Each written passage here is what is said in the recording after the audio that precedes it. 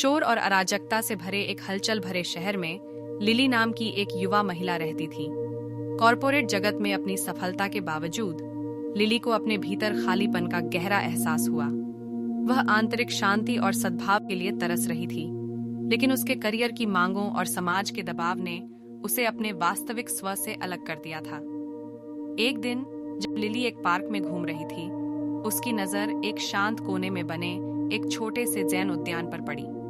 इसकी शांति से प्रभावित होकर वह बगीचे में दाखिल हुई और उसने खुद को एक बुद्धिमान बूढ़े साधु के पास खींचा, जो कोई तालाब के पास शांति से बैठा था। भिक्षु ने लिली की आंतरिक उथल-पुथल को महसूस किया, गर्मजोशी से मुस्कुराया और उसे अपने पास बैठने के लिए आमंत्रित किया। आपका स्वागत है, प्रिय यात्री, उन्होंने कहा। क्या चीज आपको शांति के इस बगीचे में लाती है? लिली ने अपने संघर्षों और आंतरिक शांति की लालसा को साझा करते हुए भिक्षु के सामने अपने दिल की बात रखी। भिक्षु ने ध्यान से सुना, उसकी आंखें करुणा से भर गईं। एक पल की चुप्पी के बाद उन्होंने धीरे से कहा, लिली, आंतरिक सद्भाव का मार्ग आत्म स्वीकृति और आत्म करुणा से शुरू होता है। मैं आपके साथ एक कहानी साझा करना चाहता हूँ। वह शुरू किया। एक समय की बात है, एक दूर के गांव में मेई नाम की एक युवा महिला रहती थी। मेई अपनी दयालुता और उदारता के लिए जानी जाती थी, लेकिन वह अपने भीतर एक भारी बोझ लेकर चलती थी। वह पिछली गलतियों से परेशान थी और आत्मसंदेह से ग्रस्त थी। मेई आंतरिक शांति के लिए तरसती थी, लेकिन उसका मानना था कि वह खुशी के योग्य नहीं थी। एक दिन मेई ने पास के पहाड़ के ऊपर रहने वाले एक बुद्धिमान बूढ़े ऋषि के बारे में सुना। उत्तर खोजने के लिए दृढ़ संकल्पित होकर वह उनका मार्गदर्शन लेने के लिए एक विश्वासघाती यात्रा पर निकल पड़ी। कई दिनों की चढ़ाई के बाद वह ऋषि के साधारण निवास पर पहुंची। ऋषि ने गर्मजोशी भरी मुस्कान के साथ मेई का स्वागत किया और उसकी कहानी सुनी। उन्होंने उसके दर्द को समझा और धीरे से कहा, मेई, आंतरिक सद्भाव की कुंजी अपनी छाया को गले लगाने और खुद को माफ करने में निहित है। केवल तभी आप वास्तव में शांति पा सकते हैं।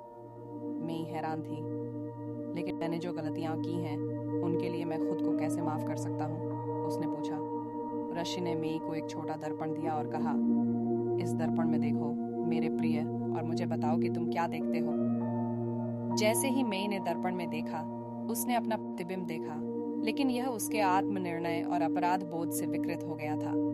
उसकी आंखों में आंसू आ गए, क्योंकि उसे एहसास हुआ कि वह कितना वजन उठा रही थी। फिर ऋषि ने दर्पण लिया और उसे तब तक चमकाया जब तक कि वह चमकने न लगा।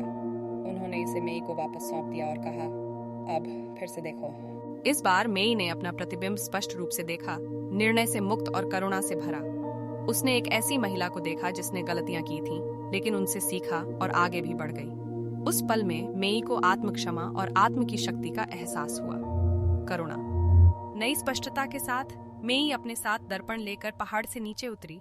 वह अपने गांव लौट आई और अपनी कहानी उन लोगों के साथ साझा की जो अपने अतीत के बोझ तले दबे हुए थे। उसने उन्हें दर्पण दिखाया और उन्हें आत्म स्वीकृति और स्वयं का महत्व सिखाया। करुणा। मेई की बुद्धिमत्ता की चर्चा दूर दूर तक फैल गई और जीवन के सभी क्षेत्रों के लोगों ने उनका मार्गदर्शन मांगा। मेई को करुणा के दर्पण के रूप में जाना जाने लगा, जो दूसरों को आंतरिक सद्भाव खोजने में मदद करती थी और उन्हें आत्म क्षमा की ओर ले जाती थी। और इसलिए प्रिय लिली, मेई की कहानी हमें सिखाती है कि सच्ची आंतरिक शांति आत्म स्वीकृति और आत्म करुणा से शुरू होती है। अपने अतीत को गले लगाओ, क्योंकि इसने तुम्हें उस व्यक्ति के रूप में आकार दिया है जो तुम आज हो। अपने आप को क्षमा करो, क्योंकि तुम इसके योग्य हो प्यार और खुशी का। जैसे ही साधु ने अपनी कहानी खत्म की, लिली को अपने भीतर एक गहरा बदलाव महसूस हुआ। उसे एहसास हुआ कि वह अपनी पिछली गलतियों का बोझ बहुत लंबे समय से उठा रही थी। मेई की यात्रा से प्रेरित होकर लिली ने आत्म स्वीकृति और आत्म करुणा के अपने मार्ग पर चलने का संकल्प लिया। उस दिन से लिली ने खुद को उन प्रथाओं के लिए समर्पित कर दिया जो उसके मन, शरीर और आत्मा का पोषण करती थी।